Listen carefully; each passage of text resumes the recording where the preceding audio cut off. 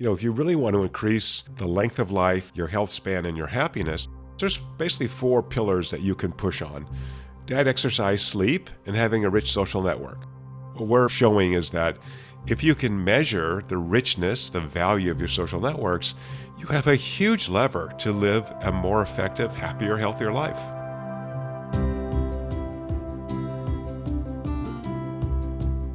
From Weill Cornell Medicine in New York City, this is Your Brain with Dr. Phil Stieg. Internationally renowned scientist and researcher, Dr. Stieg is neurosurgeon-in-chief of New York Presbyterian Weill Cornell Medical Center.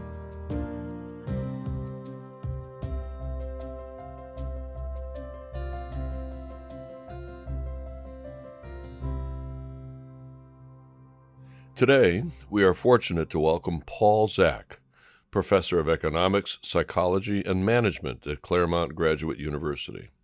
Paul's decades of pioneering research on the role of oxytocin in human behavior have taken him from the Pentagon to Fortune 50 boardrooms to the rainforest of Papua New Guinea. His newest book is Immersion, The Science of the Extraordinary and Source of Happiness.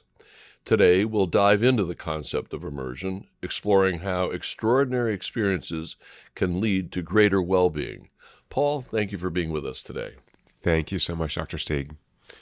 Can you tell us all what oxytocin is?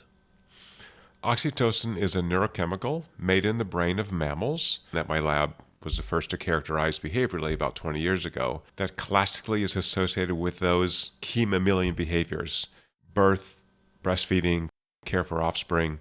What we showed starting in the early 2000s is that in both men and women, oxytocin is a motivation, a signal to socially engage and actually help other people. It reduces physiologic arousal, so it's calming. So I see someone that seems nice, or I know, or is friendly, and I reduce that arousal level of, hey, fear, this person, I don't know this person, they could be dangerous. And so again, that's part of the motivation to engage with others. So let's end the suspense. What is, in your mind, immersion? So I'm going to give you a little backstory on that. Post 9/11, we were tasked by the Department of Defense to help them give soldiers a new superpower called persuasion. So their idea was to use words rather than weapons to try to get our allies and potentially our enemies to cooperate with U.S. goals. So we spent millions of dollars of taxpayer money identifying how to effectively communicate and influence others, and almost incidentally identified how the brain values social emotional experiences. And once you have that network characterized in the brain, then many interesting questions come about. As you know, Dr. Stieg, the brain's a very lazy organ, right? So energy hungry that when we see this neurologic state called immersion, a peak immersion moment is highly metabolically costly. It's like the brain goes, wow, I really love this thing. So you described what immersion is, but what is the connection between an immersive experience and happiness? That's a great question. We have looked at the underlying neurochemicals associated with living a satisfied life. And we found that about half of our satisfaction with life is a function of our rich social networks. Or if we have rich social networks, we're happier. So what do we do to have a rich social network? Well, we've actually got to invest in relationships. We found that individuals who invest more in relationships release more of this neurochemical oxytocin. And so this immersive state really is the interplay between dopamine, which is binding to prefrontal cortex. Let's talk about being present. So if I'm not present for this experience, if I'm distracted, it's not going to be a great experience. And the oxytocin part is where I'm getting emotional value from that. So when I have those two things, then that experience is more immersive, that is more neurologically valuable to me, and I want to do more of it, and it creates this craving to repeat it. So some of the recent work we've done, Dr. Stieg, is really characterizing thresholds for peak immersion moments so that people have positive mood, have high energy, and then showing conversely that when you don't get enough social emotional value in your life, you have depressive symptoms. You have low energy, you have low mood, and so we're publishing these thresholds so that people have goals to actually engage enough in life so that they actually are emotionally healthy. So technically what you're doing is you're creating an immersive experience that creates happiness or a depressing episode, and are you just measuring the blood levels of dopamine and oxytocin? How are you measuring it? Yeah, that's the key question. And this is where the 20 years of research comes in. I work slow, it takes me 20 years to figure stuff out. So good ideas are worth it. thank you. Once we identified these signals neurochemically by doing repeated blood draws, then we identified where the receptors for those neurochemicals are, and we picked up signals with big machines up to 1,000 times a second. For the Department of Defense, they had to use this technology potentially in theater in Iraq, in Afghanistan. And so we couldn't use, $500,000 machines.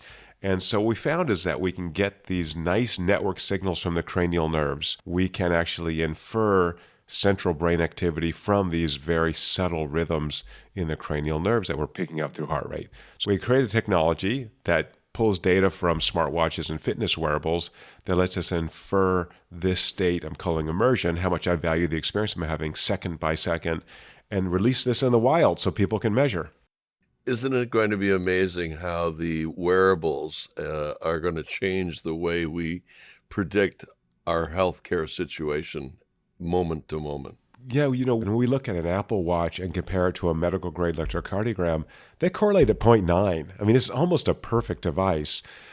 So I think, for listeners, if you really want to increase the length of life, your health span, and your happiness, there's basically 4 pillars that you can push on: diet, exercise, sleep, and having a rich social network. So diet, exercise, sleep, easily measured in all kinds of devices. What we're, showing is that if you can measure the richness, the value of your social networks, you have a huge lever to live a more effective, happier, healthier life.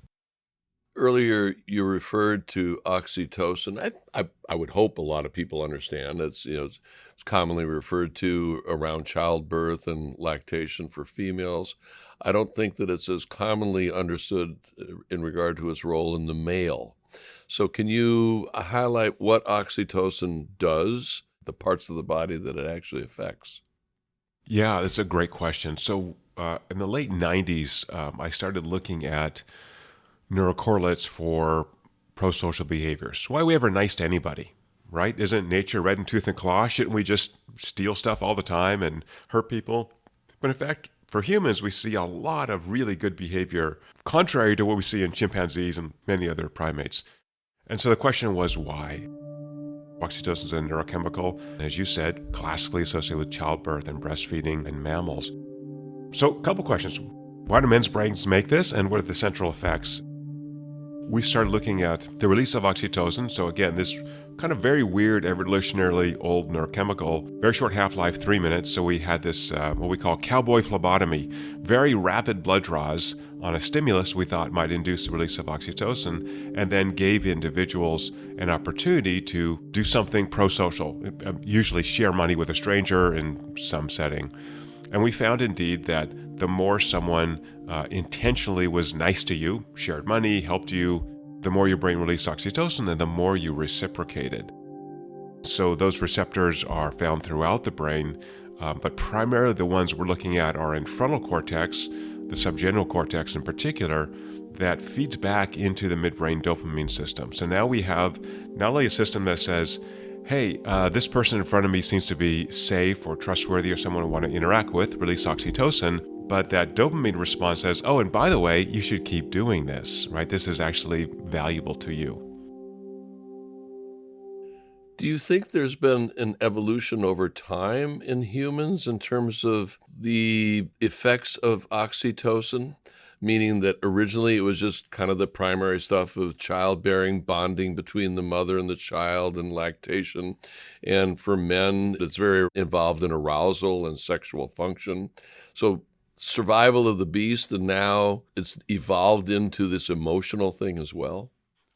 There seems to be evidence, I would say it's a little bit dicey, but around 200,000 years ago in Homo sapiens, there was a mutation in which all of a sudden humans got many more receptors for oxytocin, particularly in frontal cortex. So we became super sensitive to social information, and that difference in anatomy relative to other primates and other mammals tells us why we're so super sensitive to social information. So if I may, my favorite example of a weird neurologic phenomenon in healthy people is people crying at the end of movies, which I talk about in my book. What's that about? You're cognitively intact, you're aware you're in a theater, you know these are paid actors, it's a fictional story, but at the end of the movie when the boy dies, people cry. That just tells us that we're so sensitive to social information that we transport ourselves into other environments, other worlds. And that's a wonderful thing to me. It means I can understand people's experiences, even if I don't experience them directly myself, by reading a book, by watching a film. Right? It really allows us to connect to the entire human planet because we have the neuroarchitecture of social connection, largely driven by oxytocin. So you refer to oxytocin as the moral molecule. What does that mean to you, and what should it mean to us? So moral to me is a small m, so no philosophical or religious thing. It just means, are we pro-social? Are we doing things that basically every society agrees is correct? And so what we find is that oxytocin radically increases our empathy towards other individuals. So this opens up two interesting questions. Why do we have bad behavior? So we can look at factors that inhibit the release and or binding of oxytocin, for example, high levels of testosterone. And for whom is this system not functioning? So I've done work with criminal psychopaths, and indeed we find not only do they classically lack empathy, but they lack a functional oxytocin system. Even though they will tell you, oh, yes, I always worry about people who are suffering, but no, they don't have it physiologically. So that opens a lot of interesting questions, right? If you don't have this empathy response, are you responsible for hurting people? I don't know. Have you ever spoken with someone who had an accent different from yours, and you found yourself changing your accent to match? For British author Joanna Cannon, who has hyperempathy, this happens unconsciously. Her sensitivity to other people is so acute that she literally feels their pain as if it were her own. Empathy is using your imagination to vicariously experience someone else's feelings. If that person is happy, you identify with their happiness. If they're hurting, you remember what it's like to be hurt. People with hyperempathy have too much of a good thing. Their imagination amplifies the emotions of other people, so hyperempaths truly experience those feelings. To them, a stranger's joy or grief feels personal and real. Low empathy is associated with certain psychological conditions, such as narcissistic personality disorder. It has also been linked to childhood trauma, culture, and genetics. Far less is known about what causes hyperempathy, but scientists are increasingly interested in how excessive empathy can affect mental health. Joanna Cannon says that since she was young, she couldn't help feeling what others were feeling. Hyperempathy even affected her speech. As a child, she briefly adopted accents from different regions in the UK after traveling there with her family. Cannon's hyperempathy persisted into adulthood. As she trained and practiced as a medical doctor and psychiatrist, she often found herself swept up in the intense emotions of her patients, leaving her upset and emotionally exhausted. Over time, Cannon learned to rein in her hyperempathy without sacrificing her compassion. Writing fiction became an important coping strategy for her. It provided a much-needed escape from the tsunami of emotions and helped keep her grounded. Accents, however, are still a challenge. After a recent visit with an Australian neighbor, Cannon said goodbye, but with an Australian accent. "I wasn't taking the mickey," Cannon said. "I'm just quite absorbent." Are there populations where they are low in oxytocin, or people that are post-traumatic or post-stroke, or animal models where you've knocked out the production of oxytocin? Are those individuals, those animals, more hostile and they don't have meaningful, warm relationships? Yeah, in fact, most animals do not have that strong oxytocin response that we do that facilitates positive social behaviors. So, as you mentioned, oxytocin is associated with sex, with any kind of positive social interactions, hugging, touching, petting your dog. We've done work with dogs and cats. Of course, dogs release more oxytocin than cats do. No surprise there, but you still have to show it. When these neurochemicals and the larger network that they activate are active, we find individuals are much more agreeable, empathic, and pro-social. So there's a wide distribution when we look at the release of oxytocin on stimulus. We have some super responders. There are other people who just don't release as much. They're not as warm. They're not as empathic. And that's okay. And we want that distribution. They may be better in jobs that are more mechanical and less human focused. And then we have people who have real dysfunctions who tend to be violent. So we've done research using synthetic testosterone, and we can take absolutely healthy people and turn them into very aggressive individuals if I give you supraphysiologic doses, right? And so that inhibits the release of oxytocin. So who are going to be the least empathic people on the planet? Teenage boys, which both of us used to be at one point, and we would expect that. You're kind of testosterone poisoned, and I can tell an evolutionary story on why that occurred. But if you don't kill yourself by the time you're 23, then you probably got good enough genes to reproduce with. So maybe you're going to provide us with the scientific evidence for the controversial behaviors between boys and girls, and we just have to, over time, we'll understand that people are going to be more empathic and compassionate when their oxytocin levels go up. And or testosterone goes down, right? So it's really changes in levels of oxytocin. If you're in a committed relationship, your testosterone falls. When you have children, your testosterone falls.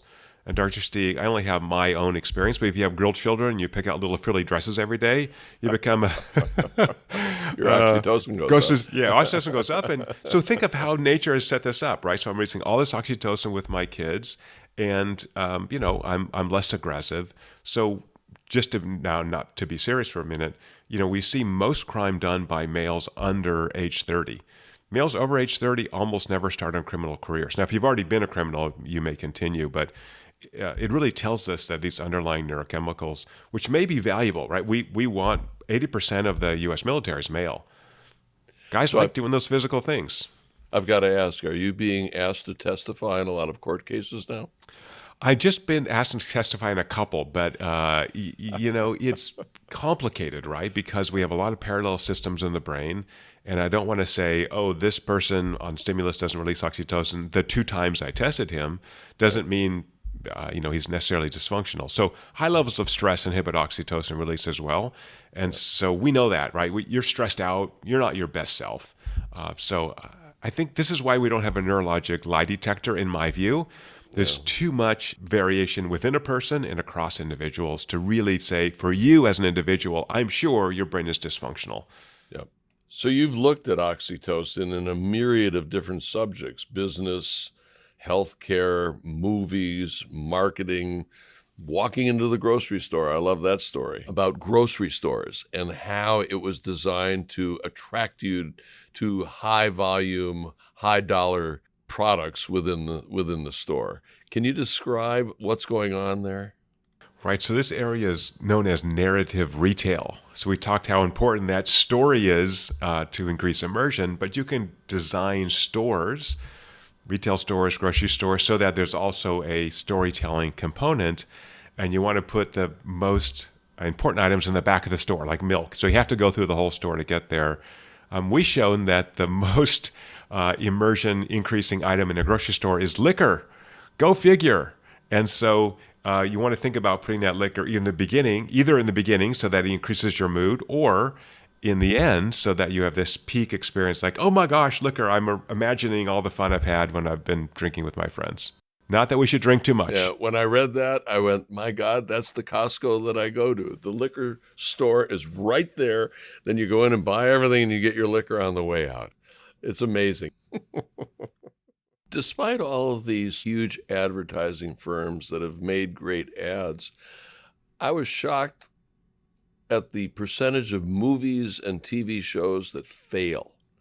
given all that experience. And now you've made it a more scientific process whereby you can determine that this should be a success. Explain that to us. Right. My least favorite word in the sort of marketing content creation space is liking. Do you like this? Compared to what? Compared to my kids? My kids talk back to me. Compared to my dog? My dog's perfect, right? So, but how do I compare my dog to a movie or a movie trailer or a commercial? But as you know, neural firing is comparable across individuals, right? If I'm seeing this high metabolic firing rate, that says this is important within this network that we found. So if that's the case, then I can test the content I'm creating to ensure that it shakes up your brain and go, wow, I want to see this movie. This trailer is amazing.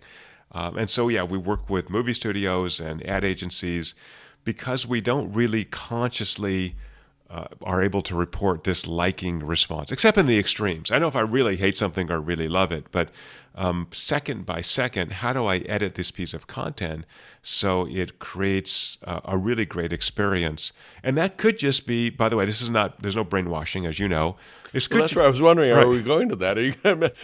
Am I going to end up being programmed because guys like you are so smart, you're going to get the company to just, Phil, this is what you better like, and I'm going to like it. So as you know, there's a whole chapter in the book on the ethics of this. And so as long as you're not coerced, you have time to say no, you have time to look at opportunities. The example I like to give is my kids are in their early 20s now. If you show me a commercial for diapers or the babies with those big eyes and they're so cute, I'll enjoy it and I'll have a little peak immersion moment. I'm not in the market for diapers. So, I'm just going to flush this out of my brain because I just don't, it's not relevant to me. So it's got to be relevant. It's got to be in the right time. So if we're going to communicate, which we are, we might as well do it as well as possible.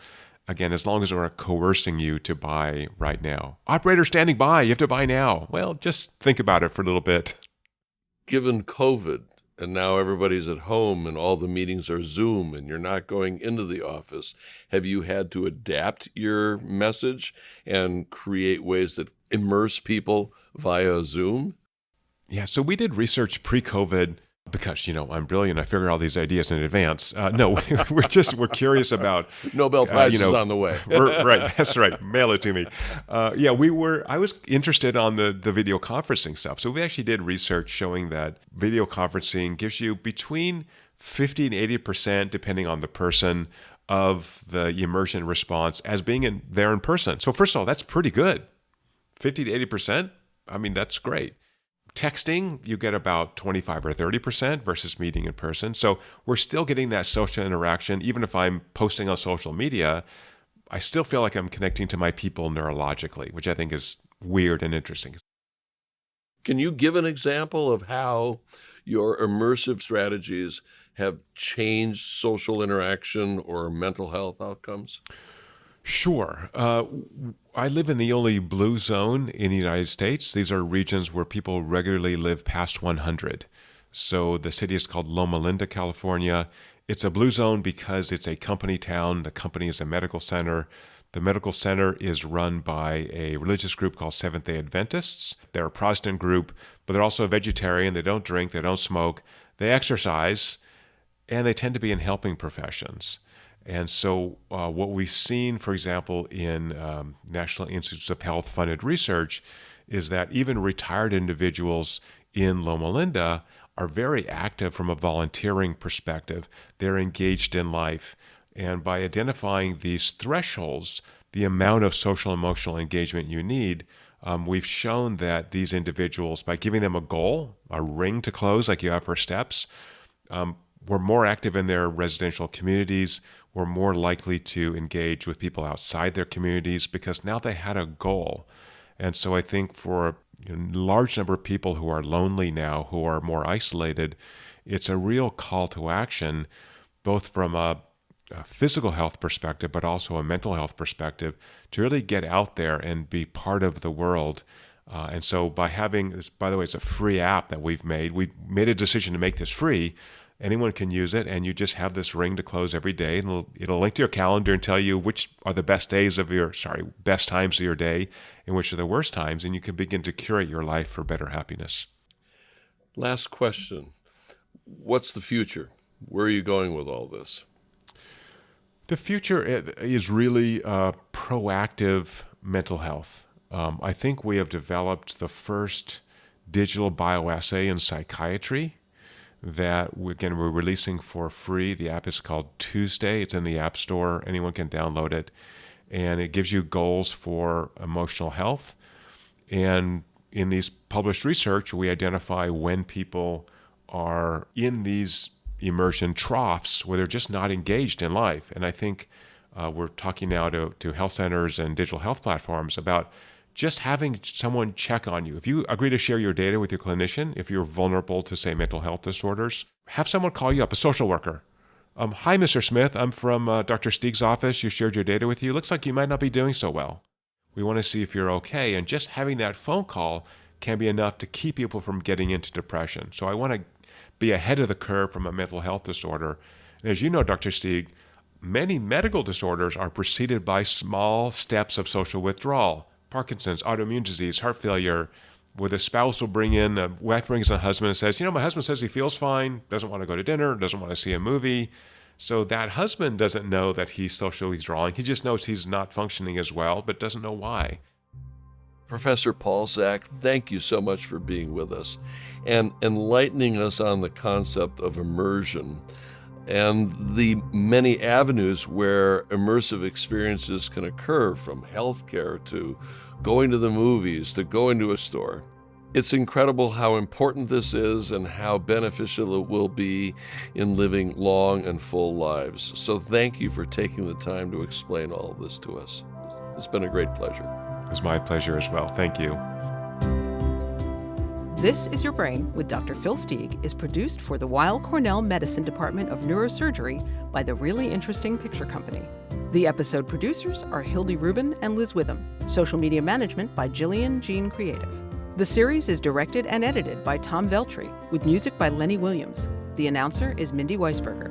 For more information, visit our website at thisisyourbrain.com. If you enjoyed this episode, please leave a review on Apple Podcasts, and be sure to follow Dr. Stieg on Facebook at This Is Your Brain.